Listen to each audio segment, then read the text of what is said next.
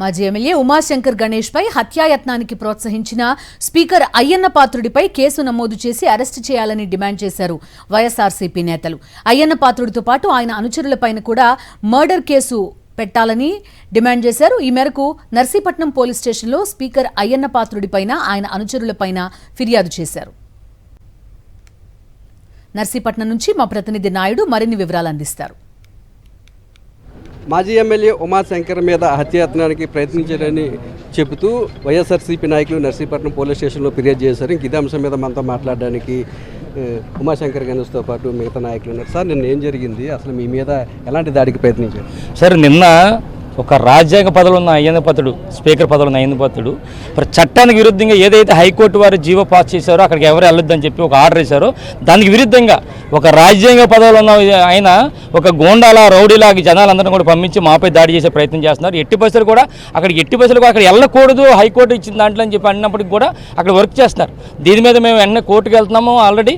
మరి నిన్నైతే ఎంతమంది అంటే గోండాలందరూ కూడా రౌడీ షూటర్లు అందరూ కూడా రావడం జరిగింది. మా కారు అద్దాలు కూడా పగొట్టడం జరిగింది.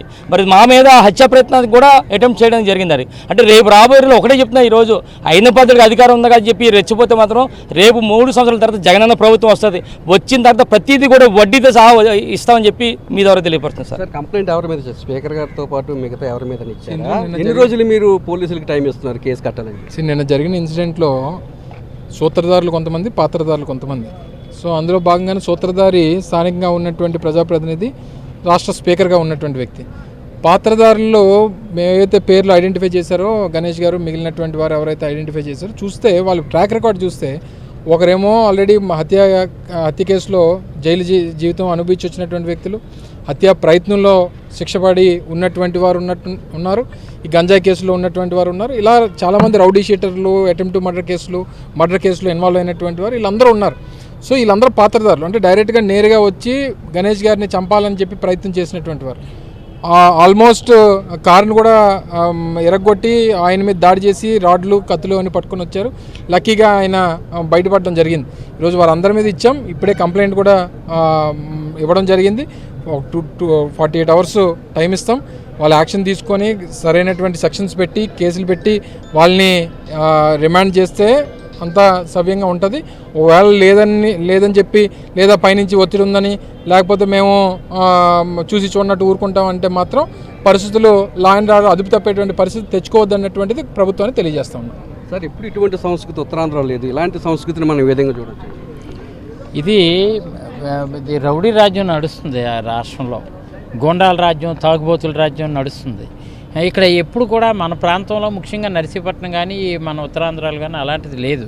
ఇక్కడ 10 మంది ఐడెంటిఫై చేయడం జరిగింది. వాళ్ళందరూ కూడా నేర చరిత్ర ఉన్నటువంటి వాళ్ళు.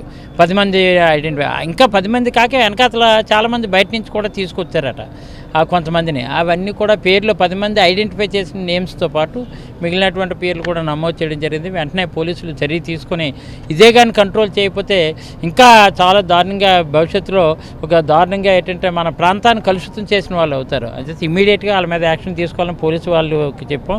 చర్యలు తీసుకోకపోతే మాత్రం తీవ్రమైన పరిణామాలు ఎదుర్కో తప్పదు. వీళ్ళు కట్ల ఉమాశంకర్ మీద హత్యాయత్నానికి సూత్రధారి స్పీకర్ అయ్యన్న పాత్రుడు అయితే, పాత్రధారులంతా నిన్న గణేష్ మీద దాడి చేసిన వారని, వారందరినీ కూడా 48 గంటల్లో అరెస్ట్ చేయకపోతే పెద్ద ఎత్తున పోరాటానికి దిగుతామని చెప్పి వైఎస్ఆర్సీపీ నేతలు హెచ్చరిస్తున్నారు. గణేష్ కుటుంబానికి వైఎస్ఆర్సీపీ శ్రేణులంతా అండగా ఉంటామని చెప్పి స్పష్టం చేస్తున్నారు. కెమెరామెన్ శంకర్తో నాయుడు, నర్సీపట్నం నుంచి.